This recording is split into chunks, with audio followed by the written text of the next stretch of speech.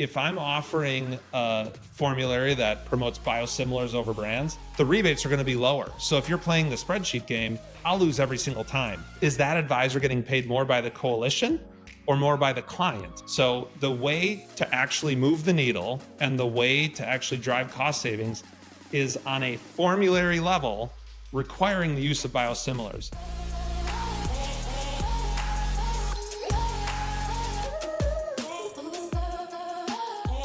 Hey, what's up, guys? Welcome to the show. Heads of Advisor here.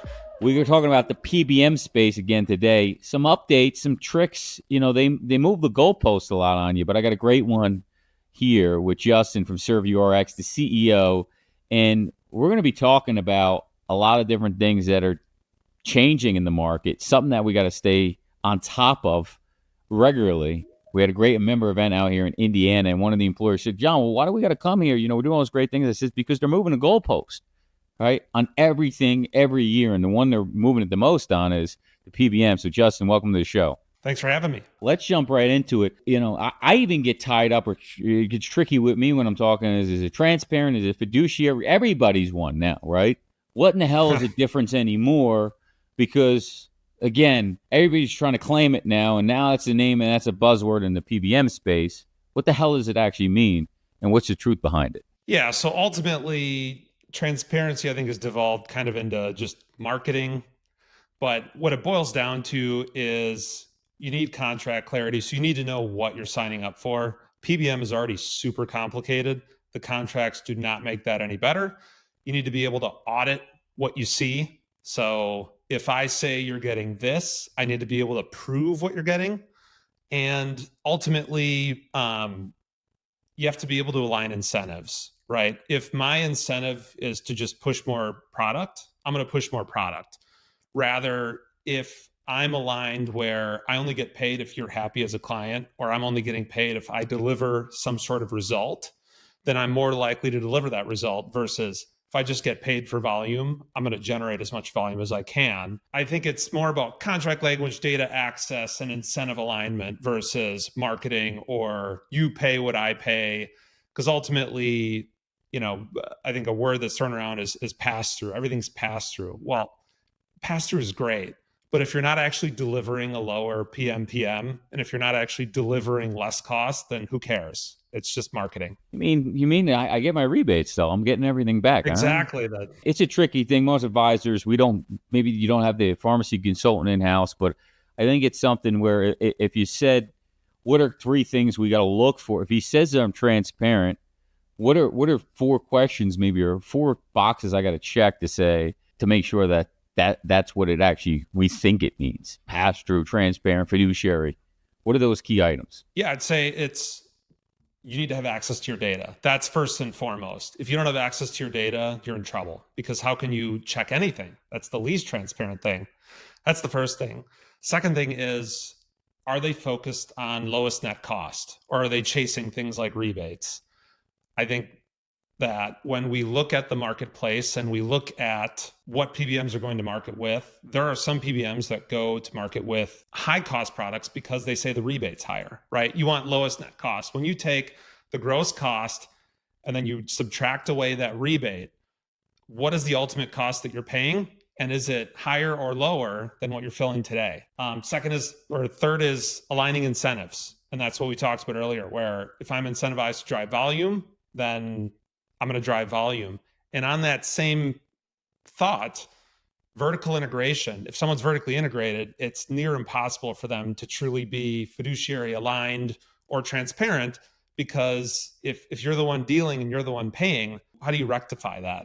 If they own is that you're referring to if they own the specialty side or other components in the chain? Yeah, if they own their specialty pharmacy, if they're owned by a larger insurance company, the more things that are under one roof, the more areas there are potential conflict. So you mean the TPAs that are offering me free admin because they're going to use their PBM, that's something I should run from, or is there actually some savings there? If it's too good to be true, generally it is. Especially if you're working with a TPA that has no administrative fee, you have to wonder where that's all coming from. And if you're giving up your rebate in exchange for free TPA services, Yeah, you have to question the motive behind that and just how much money there is being made behind the scenes. Yeah, there's a lot of money to be made. It's a tricky thing, and they're always moving. But I appreciate you sharing that. When we look at this whole biosimilar world today, and you thought all these prices were going to drop from the Humiras in the world and from the health plans, what's happening with that big change of Humiras and the biosimilars that advisors maybe don't realize is happening on the plan? Yeah, so the biggest thing that's happening right now in the biosimilar space is the lack of adoption. So Humira's had biosimilars out there for over a year now, but adoption still is not as high as you'd think it would be. I think PBMs are just now starting to wholesale exclude the reference product. And what's happening out there is there's a phenomenon that is called product hopping, where physicians aren't prescribing the $8,000 Humira anymore. Now they're going for the much more expensive Skyrizis, the Rinvoqs, the Tremfyas, which are very, very similar, but are also much, much more expensive. So instead of physicians prescribing Humira, and then you can convert them to a lower cost biosimilar that's about 10% of the cost of the brand name product, now they're jumping to potentially a $20,000 product. And yeah, you have a nice healthy rebate that reduces that amount, but you're going from something that's potentially $700 to $10,000 net. And that's a real concern. It means that the problem that biosimilars are meant to solve, it's more difficult because people are just jumping to the more expensive product. They have comparable biosimilars, but they're not interchangeable. So it requires a different prescription to convert them to a lower cost product. If you get a prescription for Skyrizi, you can't just go to the pharmacist and say, can I have the biosimilar for Humira instead? Because they're different drugs. Versus if you go to the pharmacy counter and you have a prescription for Humira, you can say, I'd like a biosimilar, and they can get you a biosimilar, right? You ask for it, you get it. Or us as a PBM, we can require it, you can get it. But if you're trying to convert from the more expensive product to a biosimilar, that's not as simple. You need a new prescription from the physician, and typically, unless a PBM is making them make the switch, they're not going to do it because it's more difficult, and it's, payers trying to make medical decisions, right? But all we're trying to do is get them to try the less expensive product first. And how are you doing that at ServeURX on these groups? Because obviously making people make changes, changing human behavior friction, because I also have to imagine all the doctors out there aren't that bad. Why are they doing it? Is that also just lack of education? Yeah, it's lack of education, and it's, these are very, very, a lot of times it's the patients asking for it. If you've turned on a TV in the past year, you have probably seen a commercial for one of those products that I just mentioned. They are everywhere. So I think what they're relying on is the pull from the patient saying, well, I have this condition. Is Skyrizi right for me? And physicians sometimes are even compensated on how well the patient is satisfied with the service that they received. So why wouldn't they just write the script for Skyrizi, right? They don't necessarily know the cost. Sometimes the copay for the patient is not commensurate with the cost of the drug. So if their specialty copay is $300, regardless of whether it's drug A or drug B, it doesn't matter to them if it's not a consumer driven health plan. So the way to actually move the needle and the way to actually drive cost savings is on a formulary level, requiring the use of biosimilars. That means going through on the process of saying, we do not cover these brand name products, and you have to try the less expensive stuff first, which saying it out loud sounds logical, and it sounds like, well, why wouldn't you do that? Of course you want to step through lower cost stuff before higher cost stuff.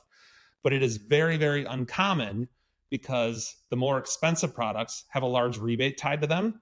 And if you're using a PBM that is not, fiduciary aligned and isn't transparent, if they're taking any piece of that rebate, they want the more expensive product, because if they're taking a share of the rebates, that's money in their pocket that's going away if they were to convert to a lower cost product. So at the formulary level, you need to exclude those products and mandate that members try the lower cost products first, and they can only try the higher cost products if medically necessary. Because obviously, if it's medically necessary, we want to make sure that everyone gets what they need. But what we've found in mandating on a formulary level to go with the lower cost products first is we've had very, very few medical exceptions to cover the more expensive products, because the less expensive products are working just fine. And the members are happy, the client's happy, we're happy, everyone's happy. So there's not all this crying going on in HR and this friction and everybody, this is going to cause a lot of friction. You're not seeing that on your end because the employees are making a change. It's not like you're saying, get off this drug and you have to switch to this. They're making a change. We found that with education ahead of time, especially during open enrollment or right before the change happens, educating people on the why, most people get it. We're self-funded. If I went to one of my employees and said, hey, you're filling something that's $20,000, can you try this thing that costs $700 for 3 months? And if it doesn't work, you can just go right back on the other one. I've never had anyone say no to that. It's common sense, and it can save up to $250,000 for every person that's on these expensive products. We could talk about rebates and understanding the lowest net cost. And I want to touch on that because that's a good conversation. But is some PBMs playing the game of we're trying to get the lowest net cost on a medication like this versus a biosimilar because they're saying we can get the rebate on this med. Do you see them doing that as well? Because they don't want to give up a piece of the action there. I mean, it's big money. So I think there are some PBMs that claim that the reference product less rebate is less expensive than the biosimilar, but also consider that rebate doesn't come in until quite far after the fact. So even if, let's say you had a $10,000 product that has a $9,000 rebate, then you have another product that's only $1,000, right? They're the exact same price. But if you ask a small business owner or a mid-sized business owner, would you like to pay $10,000 today, or would you like to pay $100,000 today, and I'll give you $90,000 in 6 months? Every single person would say, I want to pay $10,000 today. Why would I pay more to get the money back later? It doesn't make business sense. And that's the sniff test. If it doesn't make business sense, remove prescription drugs, talk about any other product. You want to buy a truck. Would you pay $10,000 for the truck, or do you want to pay $100,000 and I'll pay you $90,000 later? And they're basically the same. Yeah. Time value of money. Sense. Exactly. How does it come into play with these decision makings in regards to rebate and understanding the net cost? Yeah, so I think what a lot of advisors fall in the trap of is the spreadsheet game. And I think we've all heard the term the spreadsheet game, and it's hard to get out of the spreadsheet game. But the spreadsheet game is, I have a spreadsheet and it shows, here are my discounts, here are my rebates, and whoever has the higher number for each wins. And you can win on paper and you can have a great deal on paper, but very few advisors will look at the actual net cost of those discounts and rebates. Because if I'm offering a formulary that promotes biosimilars over brands, the rebates are going to be lower. So if you're playing the spreadsheet game, I'll lose every single time. But when I look at the per member per month cost result of a formulary that promotes biosimilars, it'll be less expensive and a lower PMPM cost every single time. What advisors fall in the trap of very often is getting stuck in the spreadsheet and not actually asking more of the PBMs bidding on their business to really look at, okay, what's my per member per month net cost in your opinion, PBM, and asking that of every single PBM that they go to, because a lot of times they're not willing or not able to provide that number. And if I'm a broker and I'm going into a prospect and I want to try to win a case, and we know we've got a big pharmacy spend, but they're in a coalition with preferred pricing, how do I go about that in this conversation, or getting the data to show an employer this to avoid the incumbent coming back and putting the spreadsheet down? Absolutely. And that's probably one of the easiest conversations you can ever have, because why coalitions exist and why they work is a lot of uniformity. So uniformity across plan designs, across programs, across contracts, it is cookie cutter. That's by definition, it's cookie cutter. And what those coalitions cannot do is put in point solutions that can really reduce spend. Things like, the Sharks of the world, you can't put in a coalition. You can't really change formulary to preference biosimilars in a coalition because that messes with the underlying pricing, and then they can't have really big numbers. Or then you get different pricing than everyone else, then it's like you're not in a coalition. And then another thing to think about with coalitions is ultimately, who is the customer of the coalition? Is that advisor getting paid more by the coalition or more by the client? Because if they're making more money from referring business to a coalition, then you have to question, who are they really working for? And do they actually want the lowest net cost or not? So if you're an advisor that cares about net cost and you're going after a prospect that's part of a coalition with preferred pricing, et cetera, it's those are really easy talking points to potentially change a decision. Yeah, it makes sense here. I guess it's beat to death, the GLP-1 thing, over and over and over. What's the update on it, on what's maybe coming down the pike or what we're seeing? I mean, even you're seeing, who did I see a picture of, an athlete? I think it was Charles Barkley, took Ozempic, lost a bunch of weight, put 75 pounds back on, and it's, maybe it's not as good as everybody thinks it is. Yeah, so not a day goes by that I don't have to talk about GLP-1s in some capacity. What I will say is that there are circumstances where they work well, but it is a drug that you essentially have to take for the rest of your life, right? Because when you stop taking it, there are many cases where you gain all the weight back. And a lot of employers are very reluctant to offer coverage for GLP-1s for weight loss for that reason.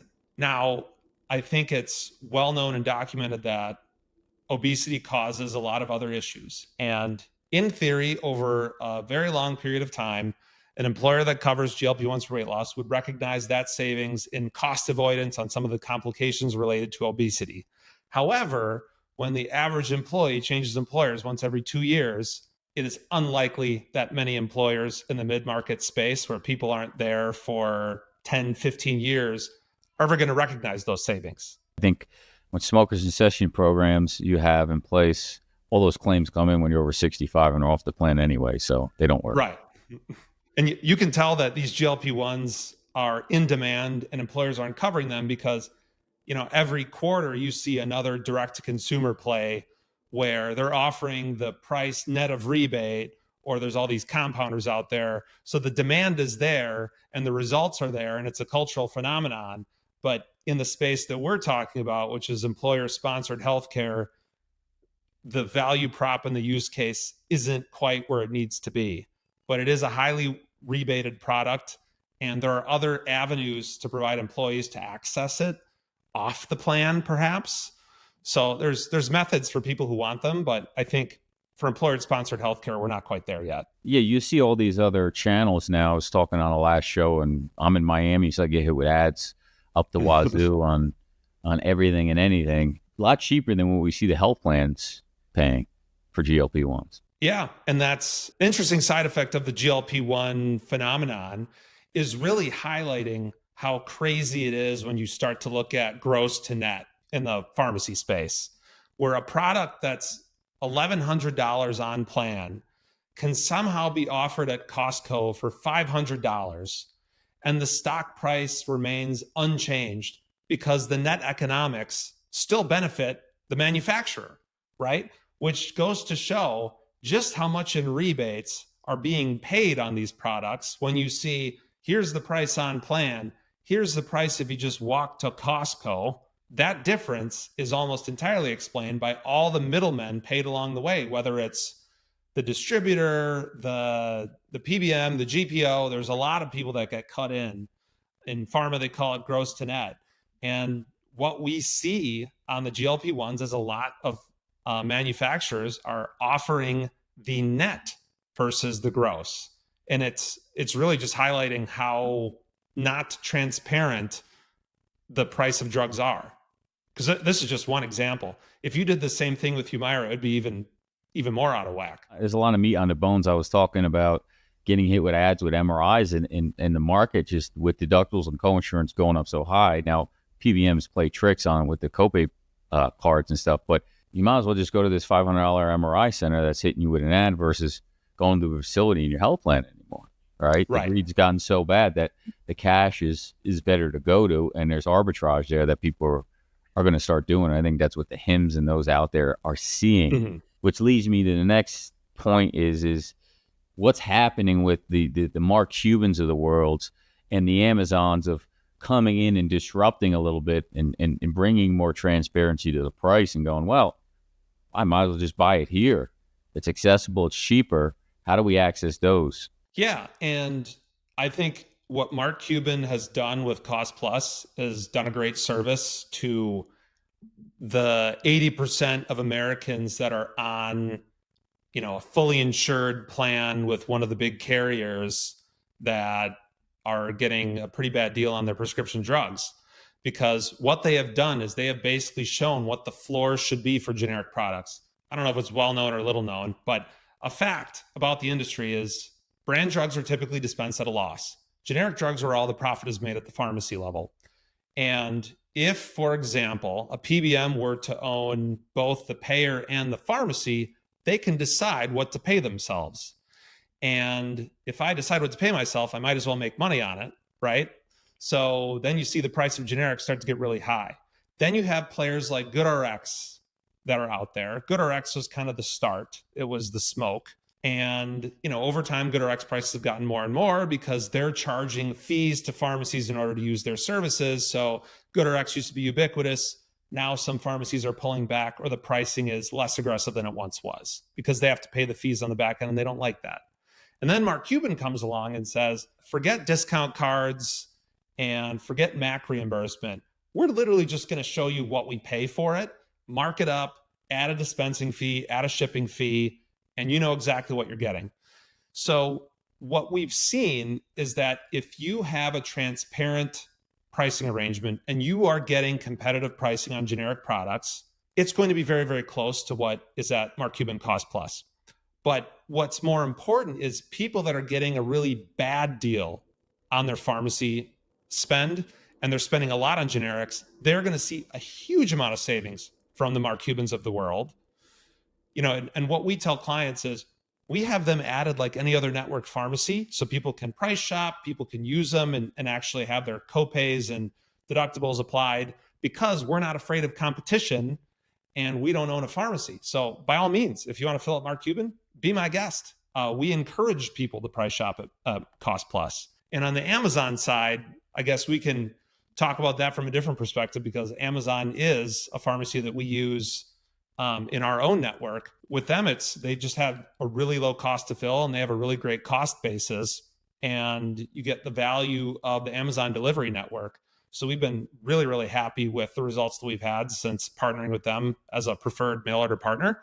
And they also have really competitive cash pricing. So as more disruptors come out there and show what is the true net cost of these drugs, the more transparent PBMs are going to converge on those numbers, and the more savings you're going to see for members, because ultimately the members are the ones bearing the cost of generic drugs. And do you think Amazon is in the market to run this as a business to make a lot of money, that they're going to start doing that as well? Or is it, I got to add another thing to the stack to keep people shopping on my site? So Amazon is interested in maintaining Prime membership, and their competitive differentiator is their logistics network and their digital experience. So when you look at the pharmacy experience, there are some pharmacy chains that get it right, but a lot of the pharmacy software out there is antiquated and the patient experience is not great. And what they've done is they basically come in and brought the Amazon experience everyone knows to pharmacy. And if you have Prime, you get 2-day shipping on your meds. When we operated our own pharmacy last year, we couldn't even do that. So it's bringing that. Now, is it this gajillion-dollar business and they're gonna take over pharmacy? No, I don't think so. I think there's limitations in how profitable mail order pharmacy can be, but there are a lot of pharmacy deserts out there. But Amazon delivers basically anywhere. Beautiful. All right, we'll wrap it up here. But I want to end with this. What can brokers do maybe to stay ahead of these changes? Because there's so many, and it's an annual thing. What are your best strategies out there to get ahead of them and make sure that their clients not getting behind on the programs they're currently on? Absolutely. I'd say the best piece of advice that I could give is focus on the lowest net cost and make sure that you're with a PBM that's fiduciary aligned and transparent and gives you access to your data. Because you don't know your net cost unless you have your own data. And once you have your net cost, you can do comparisons that are meaningful and you can deliver a meaningful result to your clients. Because you can say, your PMPM spend was 100 before, I put in these programs and advised you on these things and we switched PBMs. Now you're only paying 60 PMPM. That's a 40% decrease. So you as an advisor can really claim victory for those things when you track it. What is measured is managed. And that's the most important number that you can track. And that's what every PBM should be aspiring to lower. Love it. Well, we'll end there, Justin. Thanks so much. Justin from Serve You RX. Reach out to him on LinkedIn. Find out more. Thanks for joining us, guys. Another great show. We'll see you on the next one. Take care. Thank you very much.